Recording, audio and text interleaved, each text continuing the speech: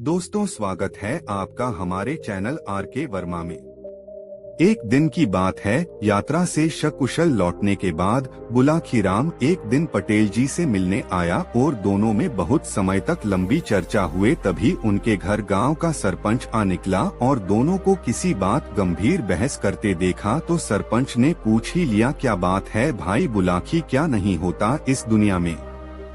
सरपंच जी, भूत नहीं होते इस दुनिया में, सब कहने की बातें हैं। अपने गांव में किसी ने देखा हो तो मिलाओ मुझे उससे। अरे बुलाखी, थोड़ी सब्र कर, ये बता तू अब सोने से पहले कहानी सुनना चाहेगा? हाँ हाँ पटेल जी, सुना देना, लेकिन भूत जैसा कुछ होता नहीं है। ठीक है भाई, अब तू हुक्का तैयार कर, फिर मैं तुझे कहानियां सुनाता हूँ। रात हो गई थी। बुलाखी ने हुक्का भरकर पटेल जी के सामने रखा और पटेल जी से बोला, हाँ तो पटेल जी सुनाइए। हाँ भाई जरूर, तू दिन में भूत नहीं होते ऐसा बोल रहा था न। अब ध्यान से सुन।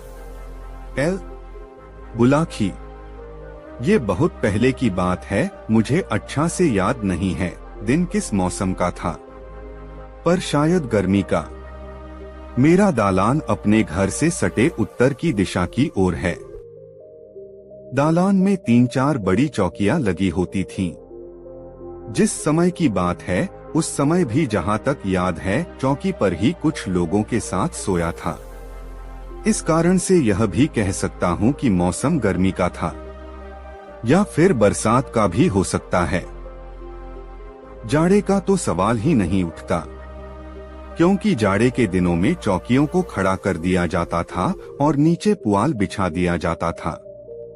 और जो कुछ भी मैंने उस रात देखा था, चौकियां खड़ी रहने पर देखने का प्रश्न न उठ सकता है।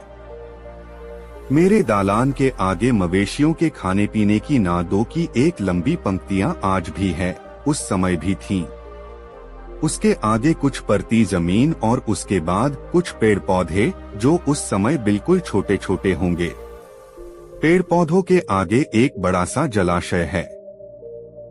जलाशय का एक बड़ा भाग मेरे दालान की सीध से पश्चिम दिशा में है। आज की तरह उस समय इसमें मछली पालन नहीं होता था, ऐसे स्वाभाविक रूप से उसमें जो मछलियां रह रही हों। मेरे दालान पर मेरे अलावा मेरा छोटा भाई, मेरे छोटे बाबूजी, चाचा जी और मेरे पड़ोसी खुश स्माइली, गया सिंह, जिन्हें मैं गयाचा कहता था, सोते थे।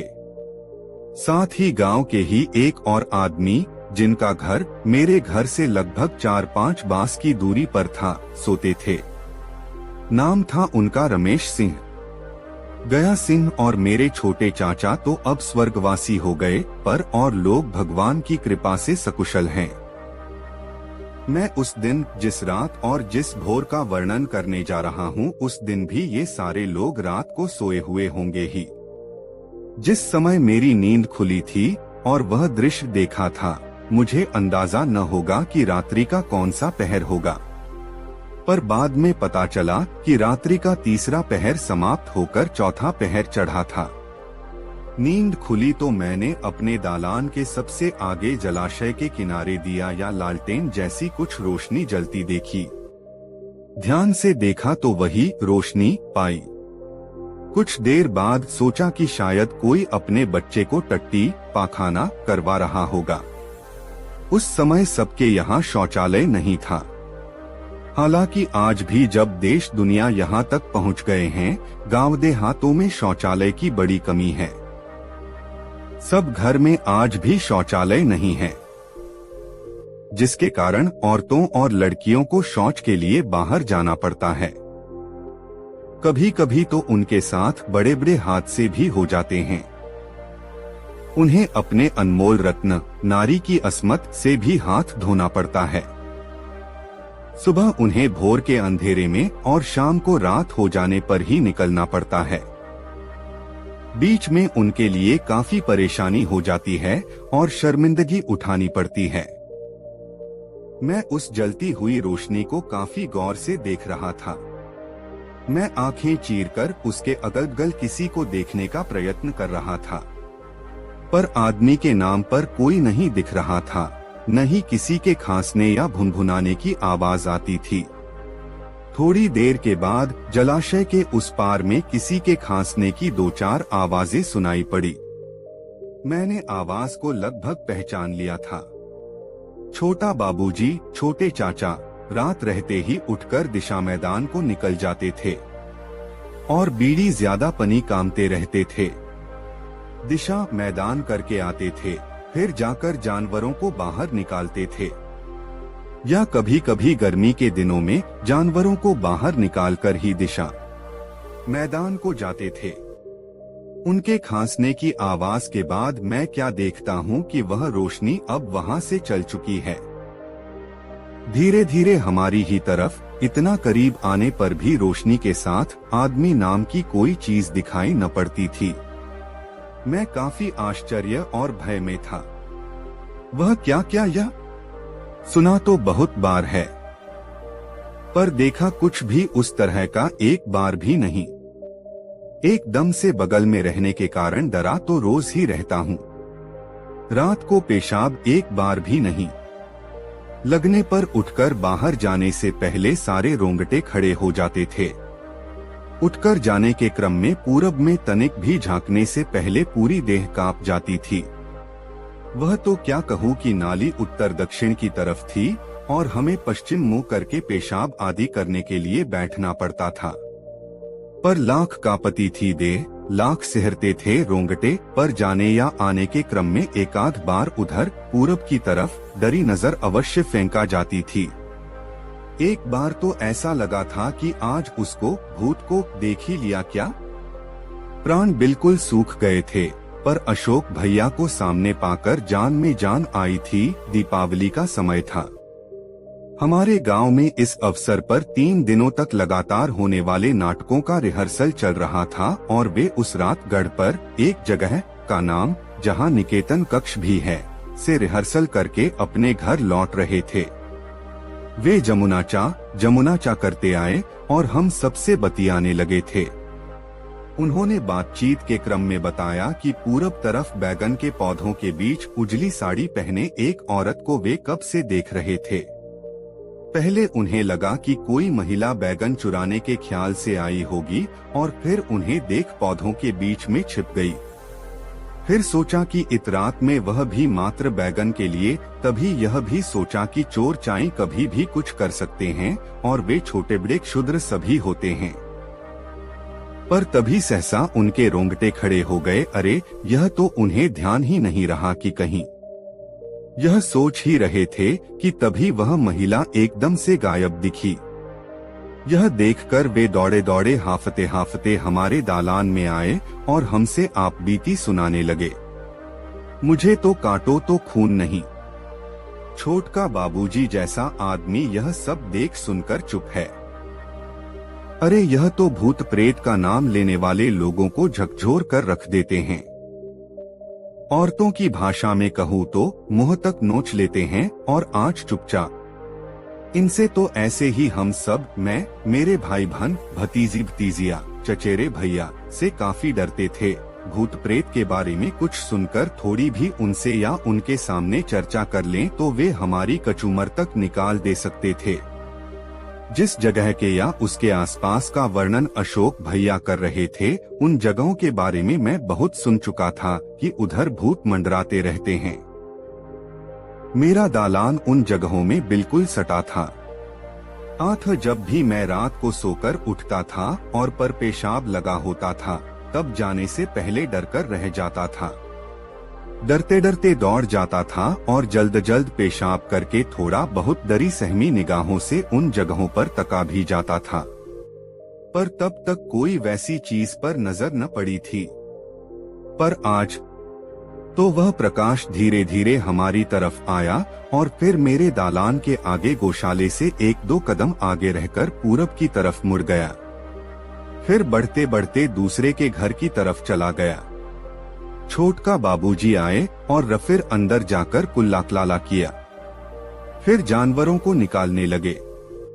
मैं चुपचाप लेटा हुआ था। धीरे धीरे सुबह हो गई। मैं उठा और दिशा करने उत्तर दिशा की ओर निकल पड़ा। दिशा में दान करके आया और अपने कुएं पर जाकर कुल्ली हाथ मुंह धोया। फिर सीधे पहुंचा माँ के पास। माँ को उस घटना से फौरन अवगत कराया। माँ ने हल्का डांटा, क्या जरूरत पड़ी थी तुम्हें देखने की? जानते हो कि जब उधर भूत प्रेत रहता है तो चुपचाप सोए रहते। हमारे दालान में थोड़े आता है। जीवाजंत जीव जंतु हैं, अपना जहाँ रहता है रहे, उससे हमें क्या। पर माँ इतना ही बोलकर चुप नहीं बैठी। उसने बड़ी हिम्मत जुटाकर छोटका बाबूजी से वह सब पूछ ही दिया। छोटका बाबूजी ने माँ से जो बताया तो भय से होश उड़कर रह गए। क्या वह रोशनी भूत ही थी? अरे बाप रे बाप, आज मुझे भूत दिखाई दे दिया। वैसा होते हैं भूत। गजब प्रकाश था वह। अरे बाप रे, अब तो दालान में सोने पर काफी डर लगेगा। बाप रे। अच्छा, तो मैं आज अपने दोस्तों को बताऊंगा कि आज मैंने भूत देखा। वैसा भूत विश्वास न हो तो छोटका बाबूजी से पूछो जाकर।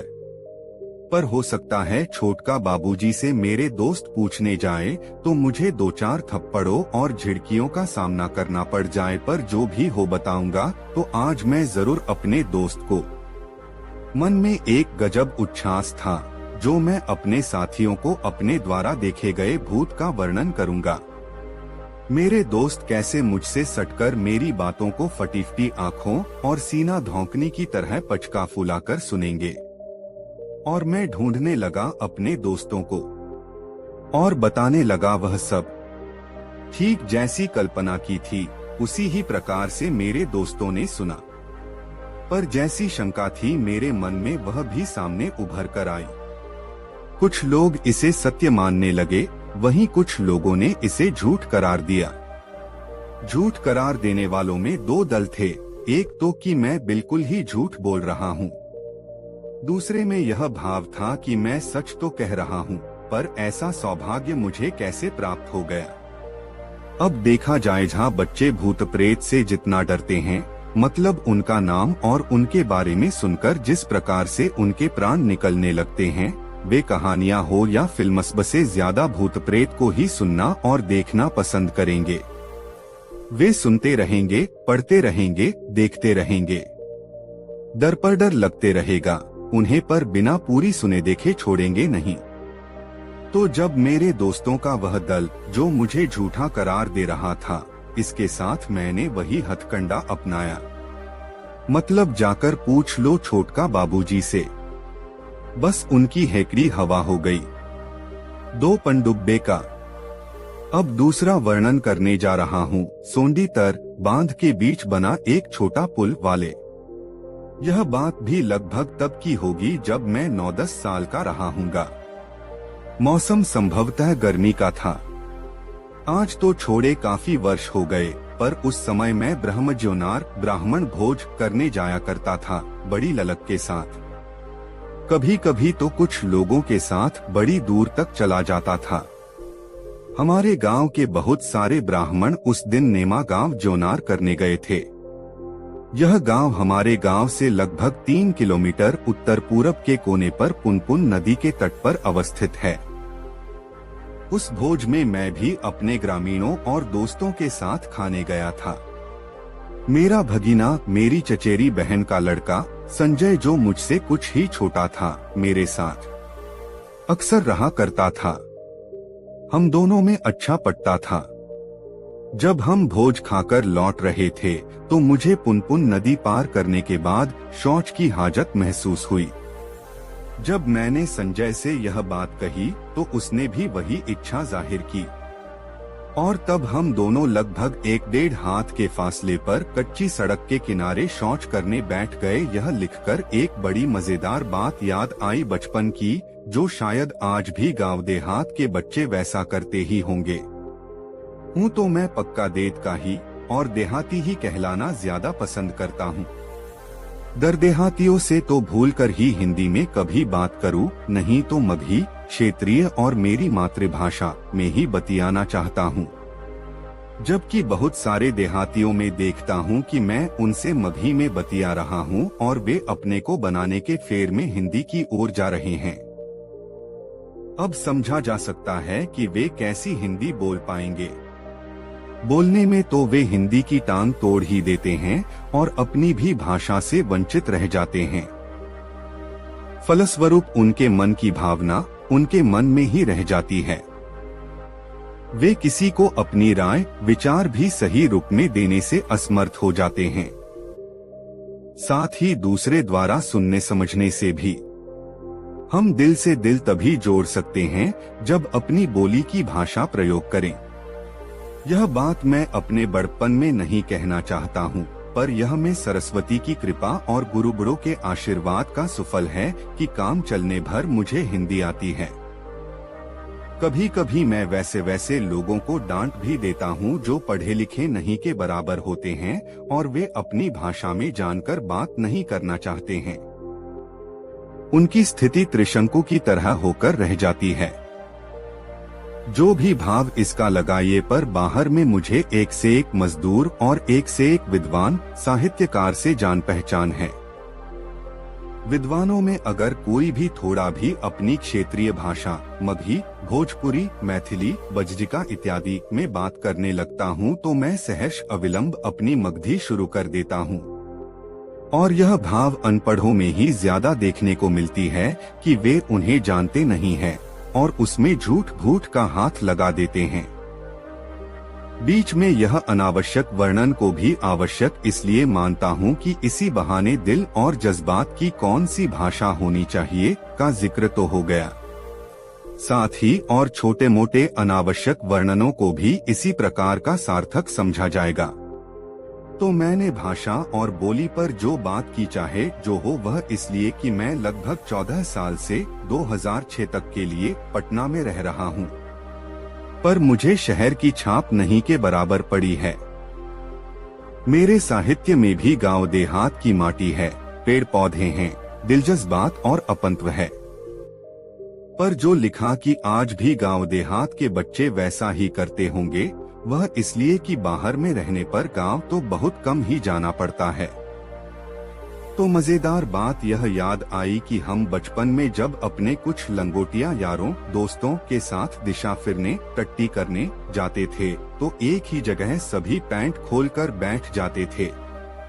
यहाँ तक कि कभी कभी एकदम से सटकर बैठते थे।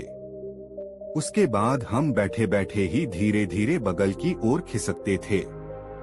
हम आपस में दोनों हाथ कंधे की तरफ फैलाकर कहते थे कि भाई इतना तक दूरी बनाए रखें, और हम अंत तक अपने दोनों हाथ की दूरी तक एक दूसरे के साथ बैठ दिशा फिरते रहते थे। फिर जाकर बगल के जलाशय, जिससे हम सब गंडी कहते हैं, में जाकर पानी छूते थे। तो फिर मैं कहानी पर आऊं। मैं और संजय दोनों ने शौच करने के बाद बगल के गड्ढे में पानी में जाकर पानी छुआ, फिर घर की ओर बढ़ चले। अब लगभग शाम होने वाली थी। कहीं अंधेरा छा जाए और वे लोग आगे बढ़े मेरे ग्रामीण नहीं भेंटे तो हमें काफी डर लगेगा, क्योंकि अभी 1.5 किलोमीटर के लगभग गांव हैं। यह सोचकर हम लपकने लगे, यहाँ तक कि लगभग दौड़ने लगे। थोड़ी ही दूरी तय की थी कि सोंडी पुल, इसे मेरे बाबूजी ने ठेका लेकर बनाया था, के पास लगभग 3-4 वर्षीय 2 बच्चों को पुल पर सोया पाया। एक पूरा नंगा, दूसरा सिर्फ गंजी पहने हुए। मुझे याद तो नहीं है, पर जितना याद है उससे यह कहूँ कि मुझे भैंसी कोई चीज नहीं लगी थी। मैंने सोचा कि बगल में इनके माँ बाप मछली मार रहे होंगे और इन्हें पुल पर सुला दिया होगा। कुछ दूरी से ही उन दोनों बच्चों को 2 तरफ सोया देखा था। एक 2-3 बार थोड़ा सा इधर उधर उछला या लुढ़का था। जब हम दोनों उन दोनों बच्चों के बीच में आए और उन्हें देखने लगे तो एक स्थिर मन से बच्चे की तरह शांत होकर हमें देख रहा था। फिर हम कुछ देर वहां रुककर उन्हें देखते हुए आगे बढ़ चले। अब तो अंधेरा छाने पर था। हम दोनों तेजी से दौड़ने लगे। कुछ ही देर बाद हम दौड़ते दौड़ते उन तक पहुंच गए। हमें दौड़ते हुए आता और हाफते देख उन लोगों को कुछ और ही शक हुआ, जैसे हमारे रोंगटे खड़े कर देने में काफी था। 3-4 लोगों ने हमें संवेद रूप में पूछ दिया, क्या पनडुब्बे ने खदेड़ दिया कारे? मैं तो भौंचक होकर रह गया, साथ में संजय भी। क्या मतलब? इस अर्थ में हमारी भी भाषा थी। दोनों उसी तरह से थारे। अबर एकदम आंखें फट गईं हमारी। बोलते क्यों नहीं? कुछ किया न? इस बार मेरे मंझले चाचा ने सशंकित होकर पूछा। मतलब मैं कुछ समझकर एकदम से हड़बड़ा और डर गया था।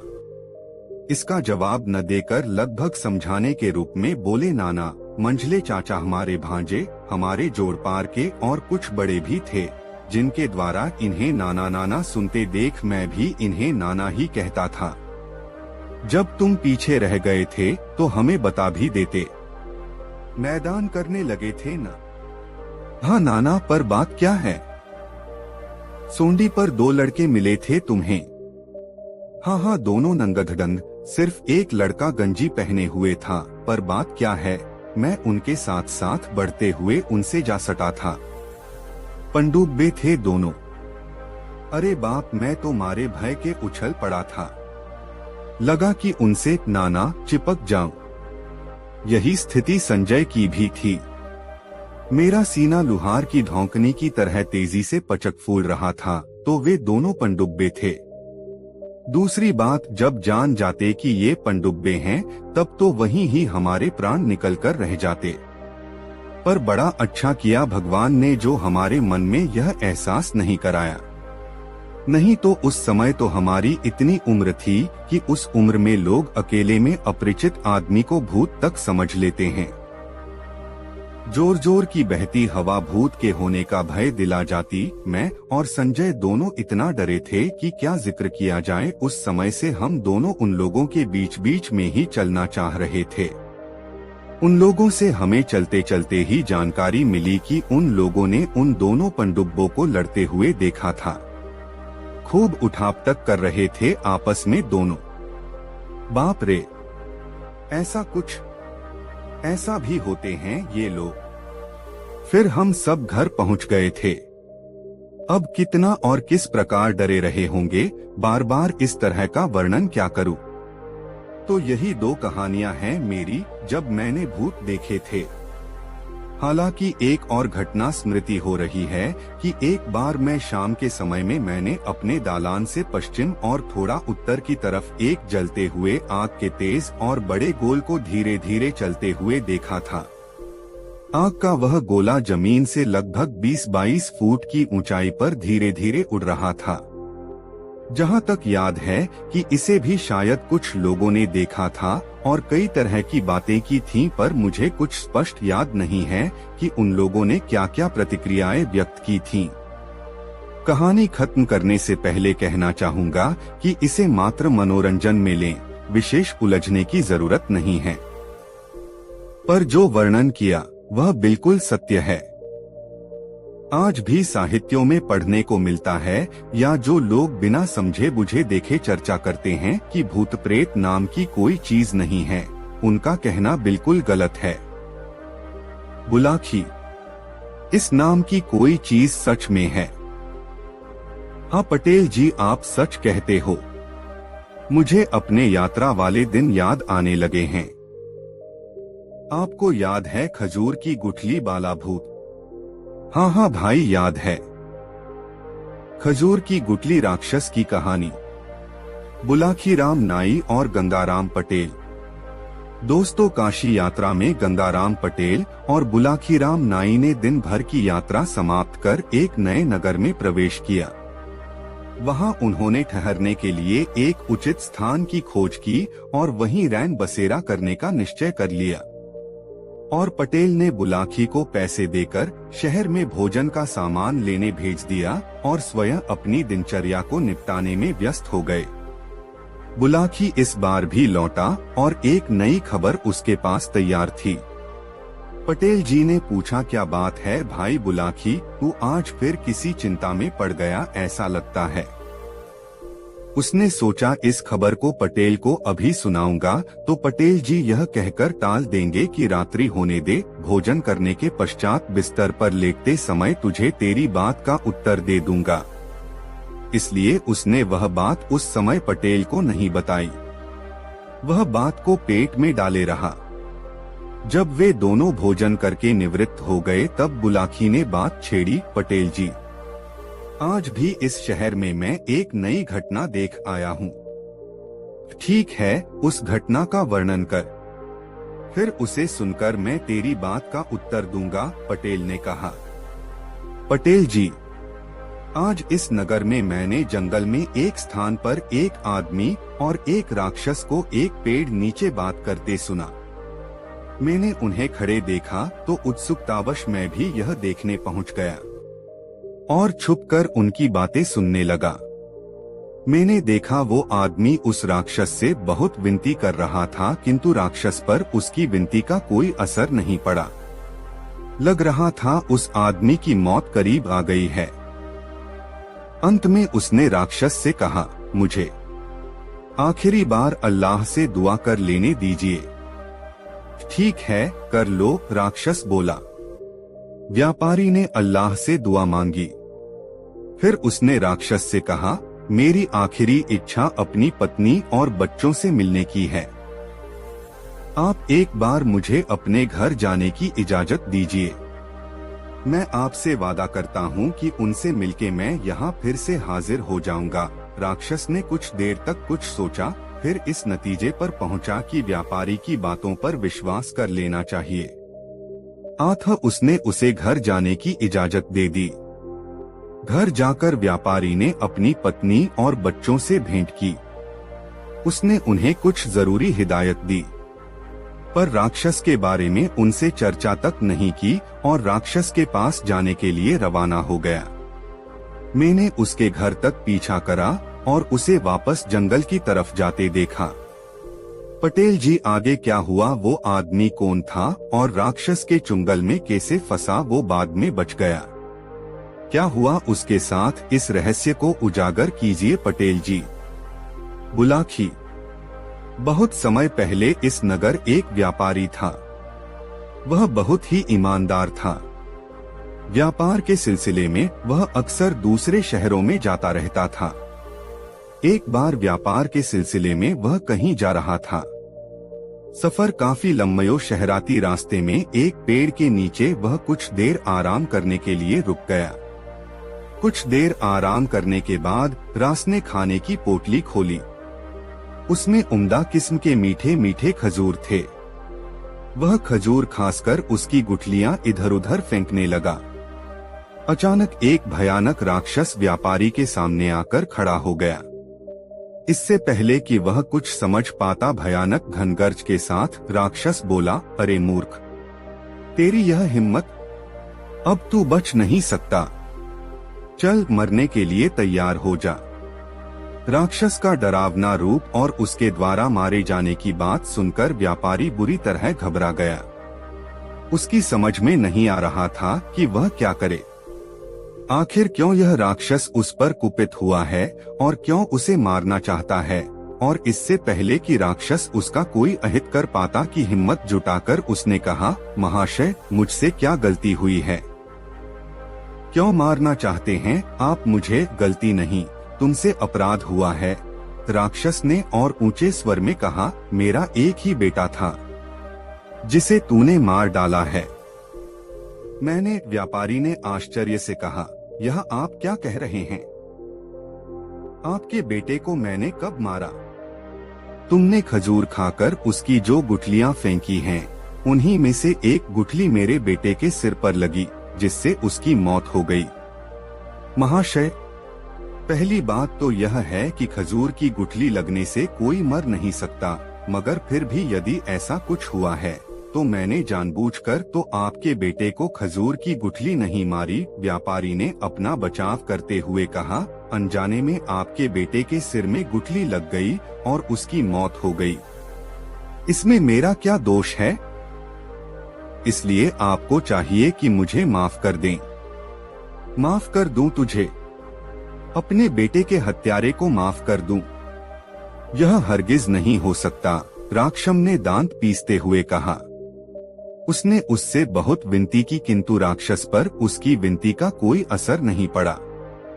व्यापारी समझ गया कि अब उसकी मौत करीब आ गई है। अंत में उसने राक्षस से कहा, मुझे आखिरी बार अल्लाह से दुआ कर लेने दीजिए। ठीक है, कर लो, राक्षस बोला। व्यापारी ने अल्लाह से दुआ मांगी।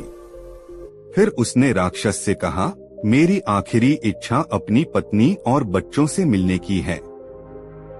आप एक बार मुझे अपने घर जाने की इजाजत दीजिए। मैं आपसे वादा करता हूँ कि कल सूर्योदय के पहले मैं यहाँ फिर से हाजिर हो जाऊंगा। राक्षस ने कुछ देर तक कुछ सोचा, फिर इस नतीजे पर पहुँचा कि व्यापारी की बातों पर विश्वास कर लेना चाहिए। अतः उसने उसे घर जाने की इजाजत दे दी। घर जाकर व्यापारी ने अपनी पत्नी और बच्चों से भेंट की।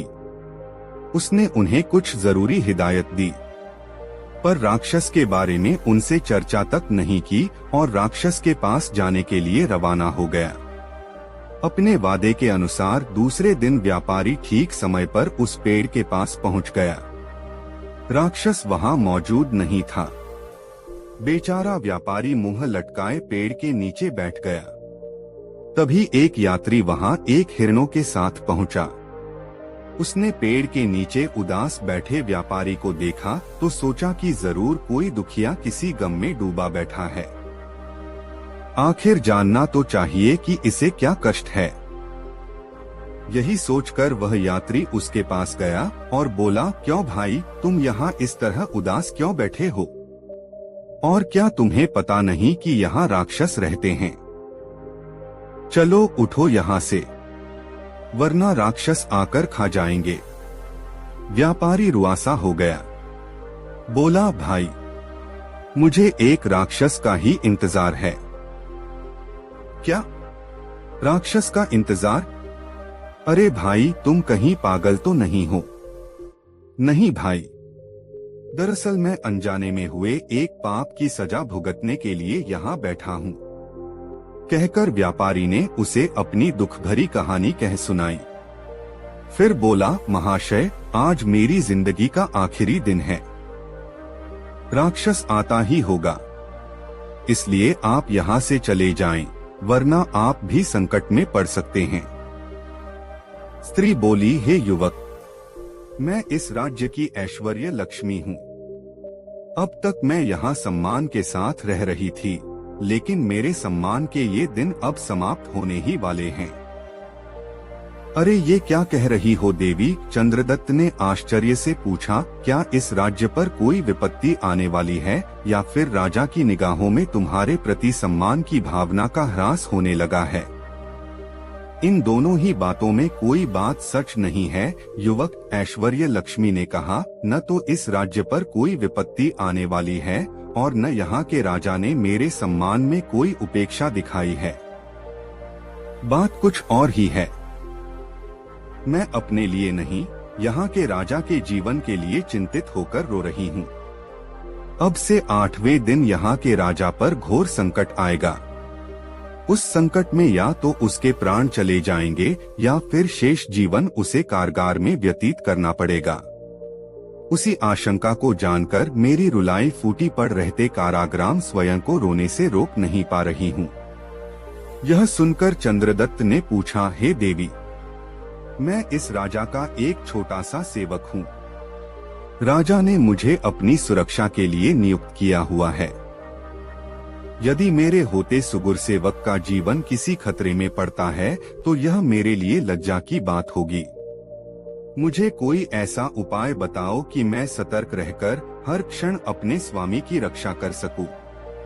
हे युवक, ऐश्वर्य लक्ष्मी बोली, कभी कभी सतर्कता बरतने से बड़ा संकट भी टल जाया करता है। मैं तो तुमसे यही कहूंगी कि आगामी 8 दिनों तक तुम बेहद सतर्क और चौकन्ने रहकर राजा की निगरानी करो। हो सकता है तब वह विपत्ति स्वयं ही किनारा कर ले। मैं ऐसा ही करूंगा देवी। बस मुझे आपका आशीर्वाद चाहिए। ऐसा कहकर चंद्रदत्त ने झुककर ऐश्वर्य लक्ष्मी के पैर छूने चाहे, पर वह उसी क्षण अंतर्धान हो गई। बुलाखी। चंद्रदत्त ने वापस लौटकर जब राजा को यह बात बताई तो वह भी आशंकित हो गया। उसने अपने महल की सुरक्षा व्यवस्था बढ़ा दी और सैनिकों के कठोर पहरे में बाहर आने जाने लगा। 7 दिन तक कोई घटना नहीं घटी, लेकिन 8वें दिन एक घटना का सूत्रपात हो गया। रात्रि के समय जब चंद्रदत्त महल की छत पर खड़ा होकर चारों ओर का निरीक्षण कर रहा था, तब उस सरोवर के निकट जहां वह ऐश्वर्य लक्ष्मी से मिला था, रात्रि के अंधकार में उसे कुछ जुगनू से उड़ते प्रतीत हुए। उसने गौर से निरीक्षण किया तो देखा कि वह जुगनू नहीं, मशालों की रोशनी थी, जिन्हें किसी तरह इस प्रकार ढक दिया गया था ताकि उनका प्रकाश चारों ओर न फैलकर एक ही दिशा में इंगित रहे। जुगनू की चमक तो जलती बुझती रहती है, लेकिन दिखाई देने वाली चमक स्थिर थी। उन रोशनियों को देखकर चंद्रदत्त के मन में एक ही विचार उभरा। तब वह तलवार लिए छत से उतरकर उसी दिशा में दौड़ गया।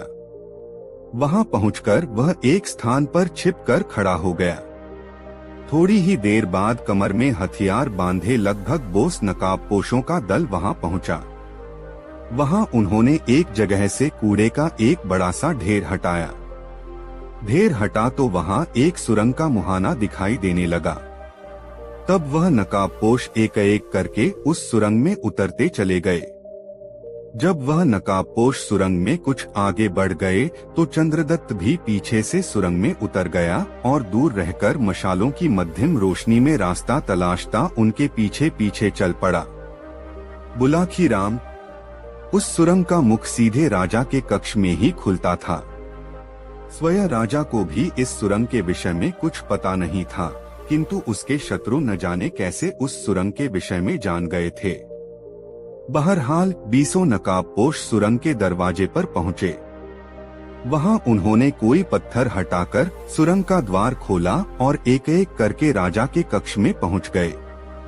उनके पीछे पीछे चंद्रदत्त भी सुरंग के मुख के पास पहुंच गया, किंतु उसने राजा के कक्ष में घुसने का कोई प्रयास नहीं किया, अपितु उसी स्थान पर उन नकाबपोशों के लौटने की प्रतीक्षा करने लगा। नकाबपोशों ने बड़ी आसानी से राजा को काबू में कर लिया। राजा गहरी नींद में था।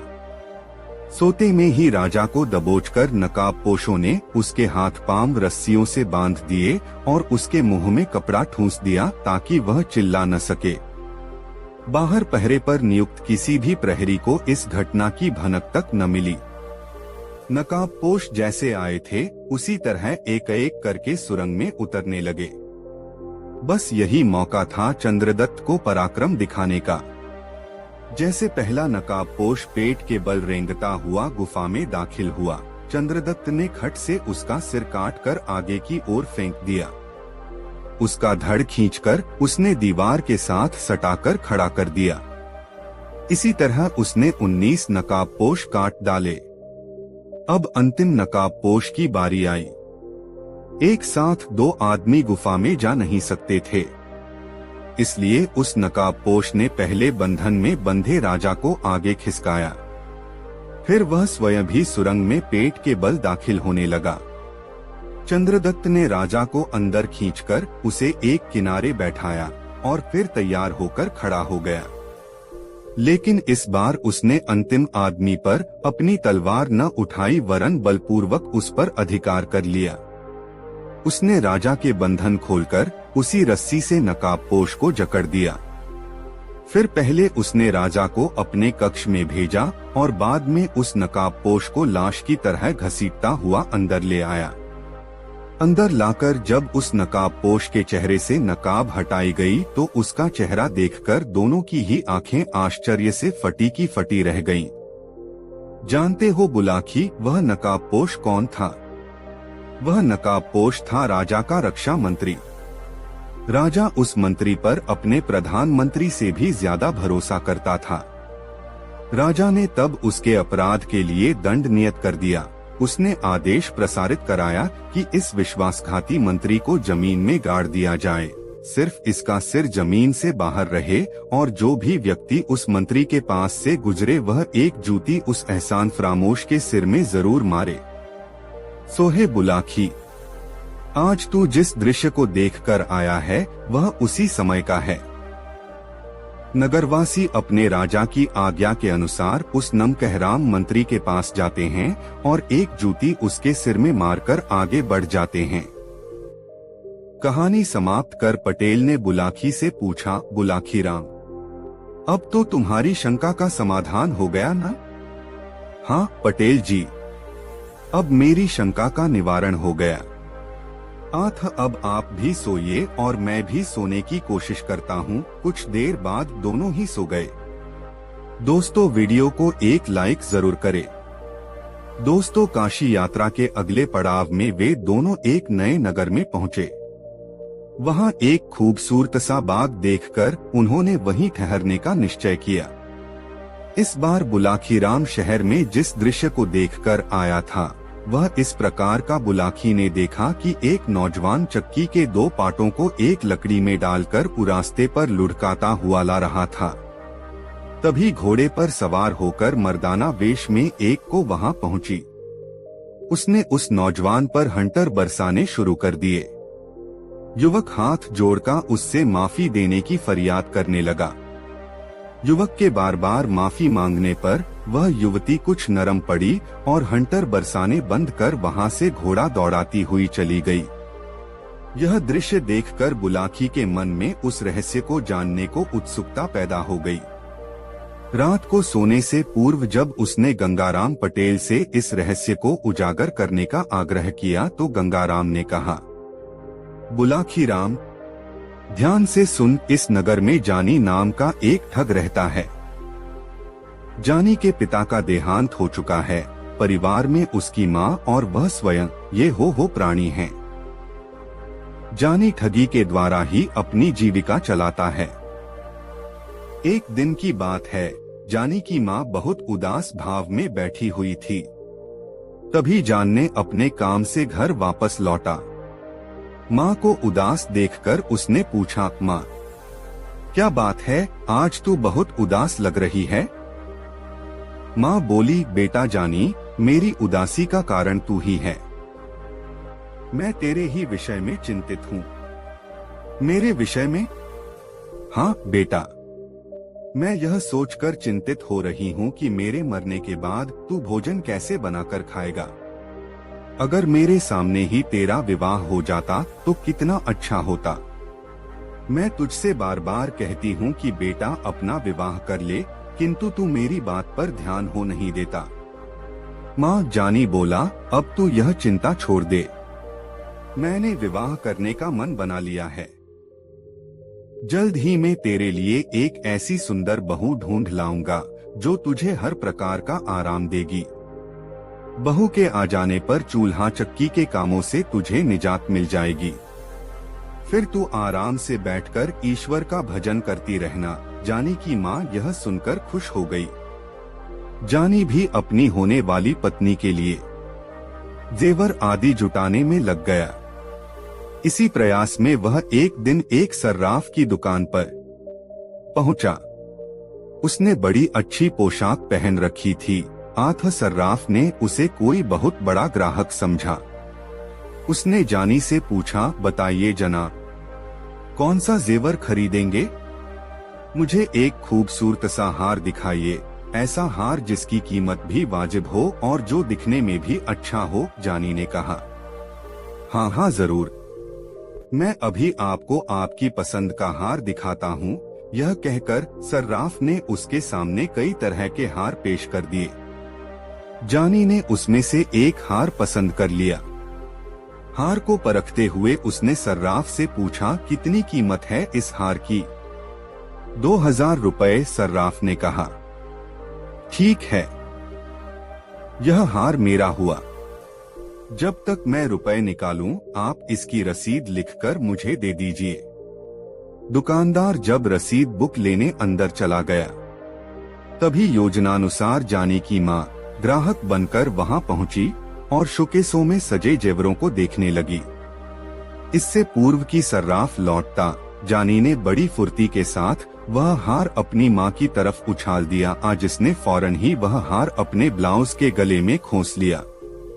जब तक सर्राफ रसीद लेकर लौटा, वह हार लेकर वहां से रफूचक्कर हो गई।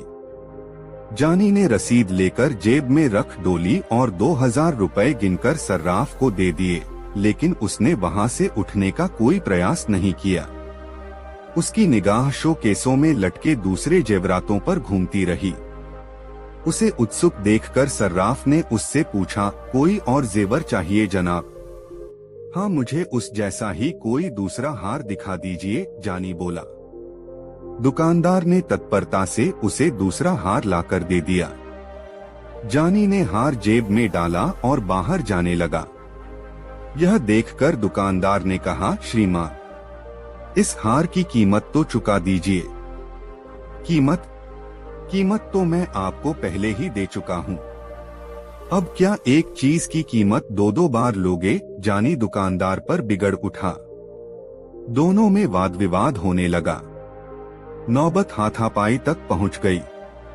दुकान के बाहर भीड़ इकट्ठी हो गई। सर्राफ कह रहा था कि हार का दाम चुकाओ और जानी कह रहा था कि मैंने कीमत चुका दी है। झगड़ा ज्यादा बढ़ा तो वहां पुलिस पहुंच गई। कोतवाल दोनों को पकड़कर पुलिस थाने में ले आया। कोतवाल ने सर्राफ से पूछा, सेठ जी, अब बताओ असल माजरा क्या है? सेठ बोला, हुजूर, इस आदमी ने मुझसे एक हार खरीदा था, उसकी कीमत देकर इसने मुझसे रसीद लिखवा ली। फिर इसने दूसरा हार खरीदा, परंतु उसकी कीमत नहीं चुकाई और यह हार लेकर चल दिया। जब मैंने इसे रोककर हार के दाम मांगे तो यह कहता है कि कीमत तो मैं दे चुका। सर्राफ की बात सुनकर कोतवाल ने जानी से पूछा, अब तुम बताओ भाई, क्या ये सेठ जी सच कह रहे हैं?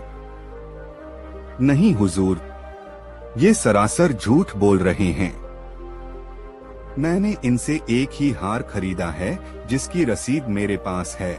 यह कहकर उसने वह हार और उसकी रसीद कोतवाल के सामने पेश कर दी। फिर बोला, हुजूर, मेरी तलाशी ले लीजिए। अगर मेरे पास कोई दूसरा हार मिल जाए तो आप जो भी चाहें सजा देना, परंतु अगर मेरी बात सच निकले तो इस दुकानदार पर रहम मत खाना। यह दुकानदार तो ग्राहकों को दिन दहाड़े लूटता है।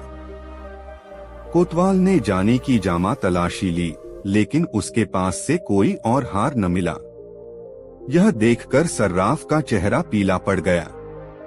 उसने धीमी आवाज में कहा, हुजूर, इसने वह हार किसी दूसरे आदमी को दे दिया होगा। देखिए हुजूर, अब यह आदमी मुझ पर दूसरा इल्जाम लगा रहा है। मैं इस शहर में परदेशी आदमी हूँ। यहाँ मेरा न तो कोई रिश्तेदार है और न कोई जानने वाला। मैं तो यहाँ अपनी पत्नी के लिए कुछ जेवर खरीदने आया था। मुझे क्या पता था कि इस शहर में आकर मेरी ऐसी फजीहत होगी। यदि मैं यह बात जानता होता तो कभी इधर का रुख ही न करता। जानी ने एक अच्छा खासा लेक्चर दे डाला।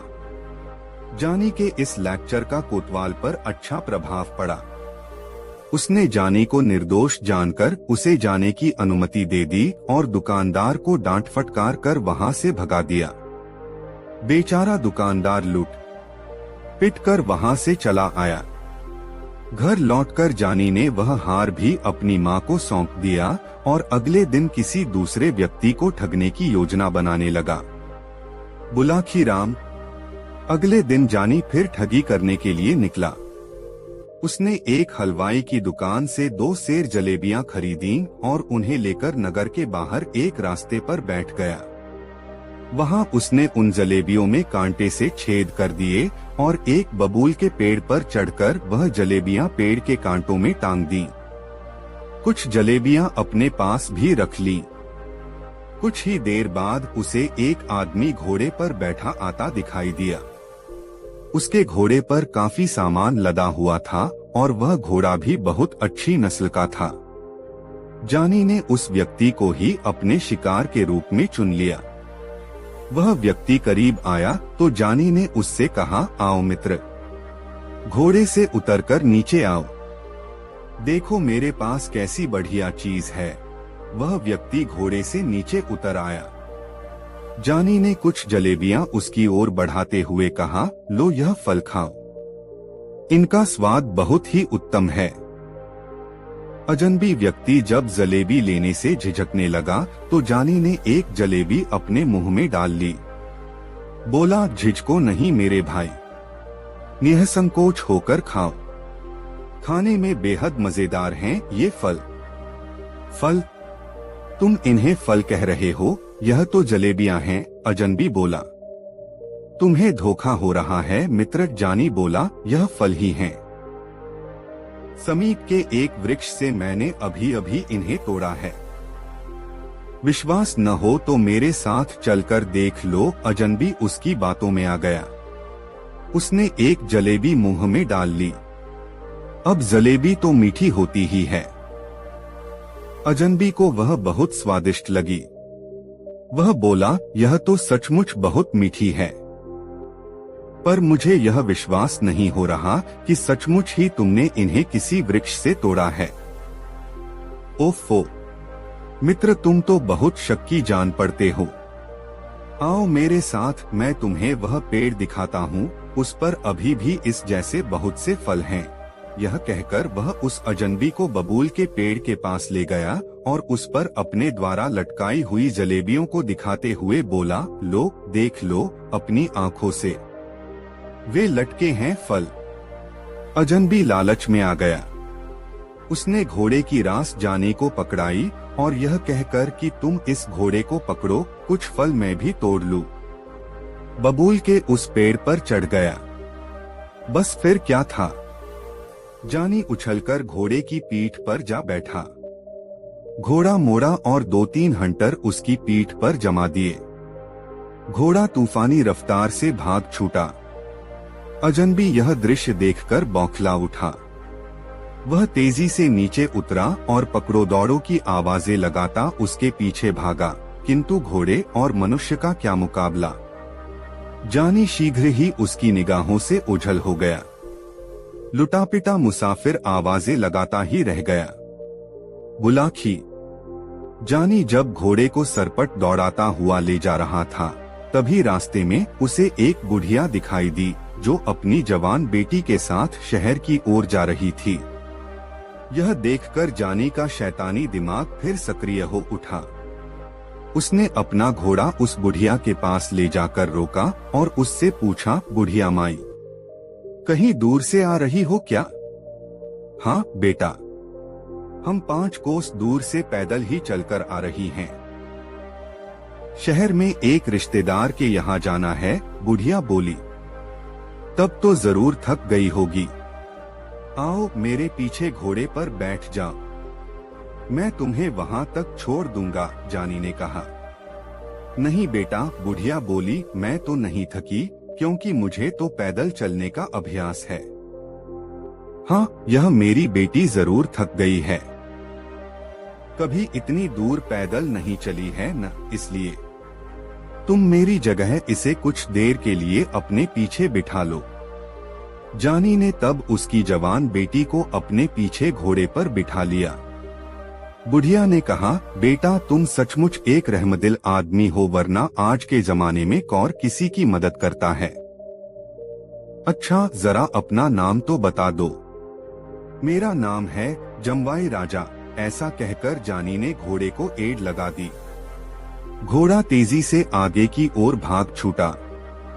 यह देखकर बुढ़िया चिल्लाने लगी, ओ जमवाई राजा रुको, मेरी बेटी को कहाँ भगाए ले जा रहे हो?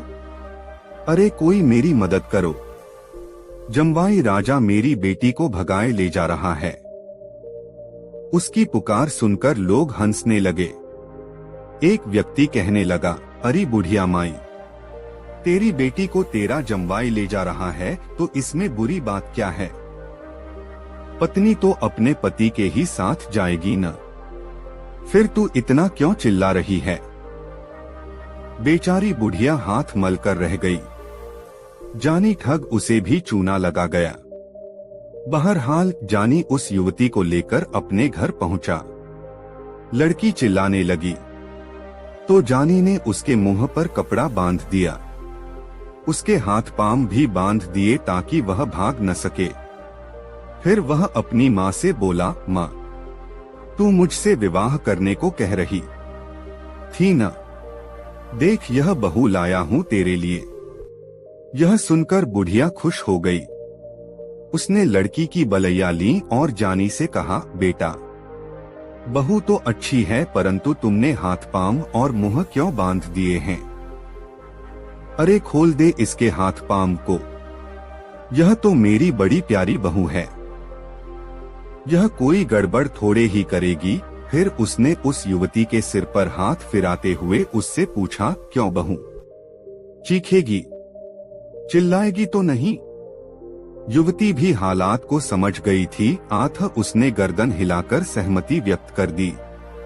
उसने मन में सोचा कि मौका हाथ लगने दे बुढ़िया, तुझे और तेरे इस ठग बेटे को ऐसा पाठ पढ़ाऊंगी कि तू भी क्या याद रखेगी। उस रात जानी की माँ ने अपनी नई बहू के लिए बहुत स्वादिष्ट व्यंजन बनाए और अपने हाथों से उन्हें उस युवती को खिलाया। अगले दिन जानी की तथाकथित बहू ने जानी से कहा, ऐ जी सुनिए, अब तो मैंने भी फैसला कर लिया है कि आपकी पत्नी बनकर ही इस घर में रहूंगी। पर ऐसा करने से पहले मुझे अपनी गृहस्थी का सामान भी इकट्ठा करना होगा। आप ऐसा कीजिए, बाजार चले जाइए और एक चक्की खरीद लाइए। मैं अपने हाथों से आटा पीसकर उससे आपका भोजन तैयार किया करूंगी। इतनी कहानी सुनाकर गंगाराम पटेल ने कुछ क्षण के लिए विराम लिया। हुक्के के 2-3 घंट लिए और आगे बोले, बुलाखी, स्त्री की जात बहुत विचित्र होती है। प्रिया चरित्र के बारे में अनेक कहावतें कही और सुनी जाती हैं। कहते हैं कि जब इसका भेद ब्रह्मा ने भी नहीं पाया तो आदमी की क्या औकात। जानी उसकी बातों में आ गया और उसी समय चक्की लाने के लिए बाजार को चल पड़ा। जब उस युवती को यह विश्वास हो गया कि अब जानी काफी दूर चला गया है तो उसने उठकर अंदर का कुंडा बंद कर लिया। टहलती हुई वह जानी के माँ के करीब आई और किसी चीते की तरह तेजी से उस पर झपट पड़ी। उसने उसे काबू में किया और उसके हाथ पांव और मुंह पर कपड़ा बांधकर उसे एक कोने में पटक दिया। अब उसने पूरे घर को खंगालना शुरू किया। घर की सभी मूल्यवान चीजें जैसे जेवर, रुपए, पैसे आदि खोज कर एक बड़े से थैले में भर लिए। अपना जनाना लिबास उतारा और जानी के कीमती मर्दाना कपड़े पहन लिए। फिर उसने थैला उठाया और उसे घोड़े की पीठ पर रख लिया। वह घोड़े पर बैठी और उस पर सवार होकर बाहर चली गई।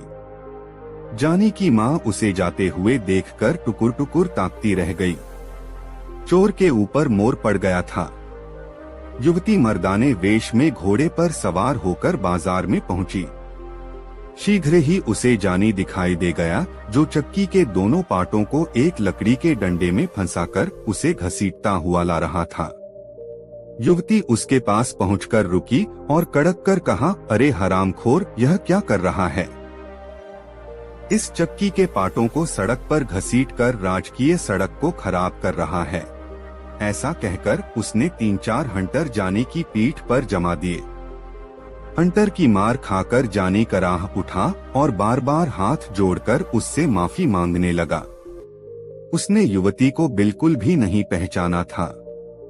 मर्दाने वेश में वह उसे कोई बहुत बड़ा सरकारी अफसर ही समझ रहा था। युवती को शायद उस पर दया आ गई थी। उसने हंटर समेटा और घोड़ा दौड़ाती हुई एक दिशा में चली गई।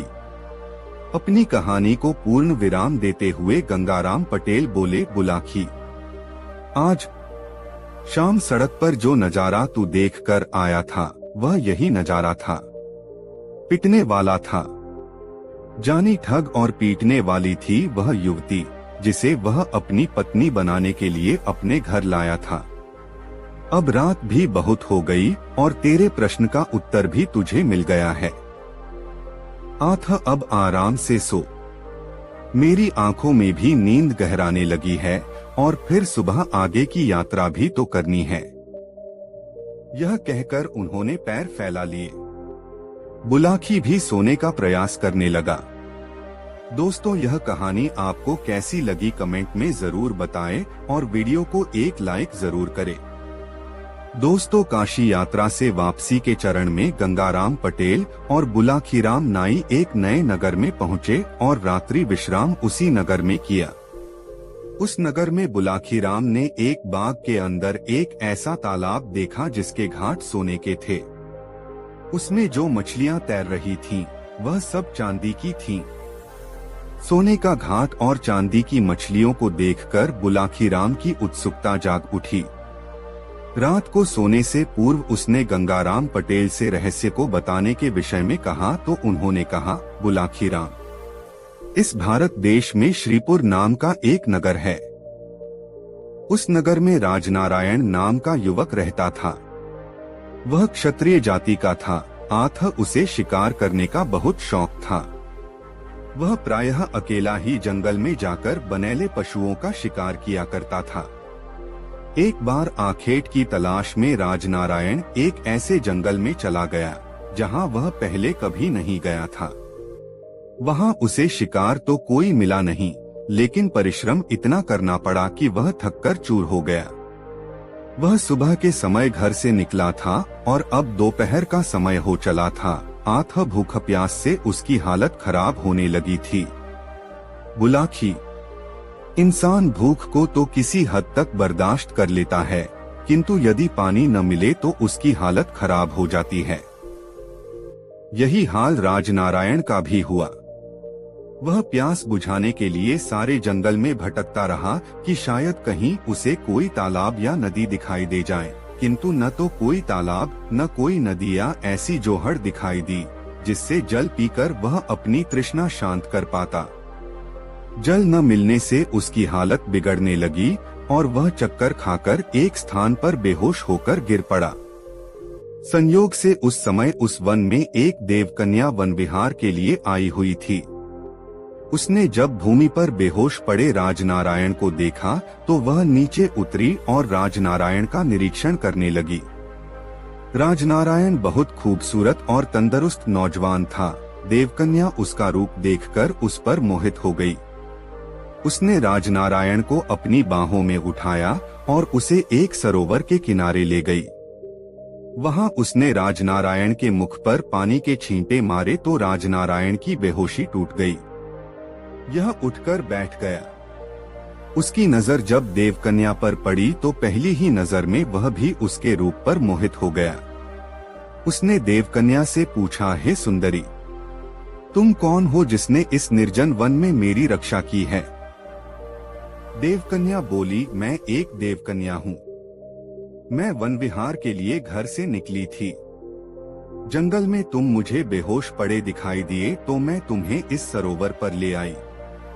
पहले जी भरकर अपनी प्यास बुझा लो, बाकी बातें बाद में होंगी।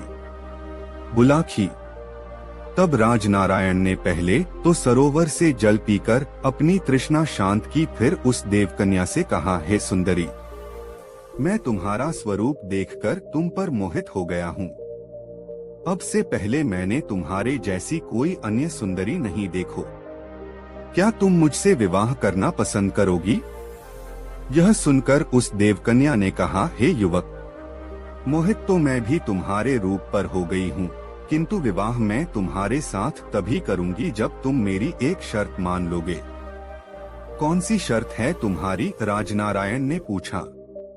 मेरी शर्त यह है कि विवाह के बाद तुम मुझ पर ऐसी कोई पाबंदी नहीं लगाओगे जो मेरी स्वतंत्रता में बाधक बने।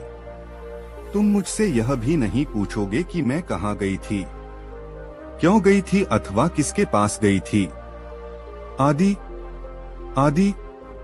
हाँ, यह बात अलग है कि मैं तुम्हें स्वेच्छा से ही सारी बातें बता दूं, किंतु बताने के लिए तुम मुझ पर कोई दबाव नहीं डालोगे।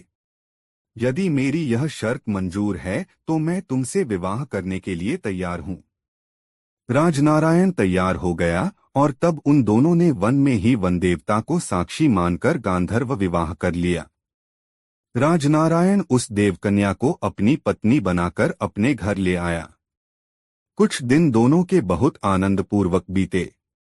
फिर एक दिन राजनारायण ने अपनी पत्नी से कहा, हे प्रिय, अब मैं काम की तलाश में यहाँ के राजा के पास जाना चाहता हूँ, ताकि हमारे खाने पीने का खर्चा चलता रहे। ठीक है प्रिय, उसकी पत्नी ने कहा, गृहस्थ आश्रम में प्रवेश किया है तो गृहस्थ धर्म का भी परिपालन करना होगा, लेकिन जाने से पहले यह ताबीज अपने पास रख लो। ध्यान रखना कि यह तुमसे कभी गुम न हो। यह एक मंत्रपूरित ताबीज है। जब तक यह तुम्हारे पास मौजूद रहेगा, तुम्हारा कोई भी शत्रु तुम पर विजय प्राप्त नहीं कर सकेगा। यह कहकर उसने वह ताबीज अपने पति को दे दिया। ताबीज लेकर राजनारायण घर से निकल पड़ा। बुलाखी राम। राजनारायण एक खूबसूरत और तंदुरुस्त नौजवान तो था ही, नौकरी मांगने के लिए जब वह राजा के पास पहुंचा तो राजा ने तुरंत ही उसे नौकरी दे दी और उसे अपना अंगरक्षक नियुक्त कर लिया। इस प्रकार इन दोनों के दिन आनंदपूर्वक व्यतीत होने लगे। एक बार वहां का राजा आखेट के लिए जंगल में गया। राजनारायण तो उसका अंगरक्षक था ही, अतः राजनारायण को भी उसके साथ शिकार पर जाना पड़ा।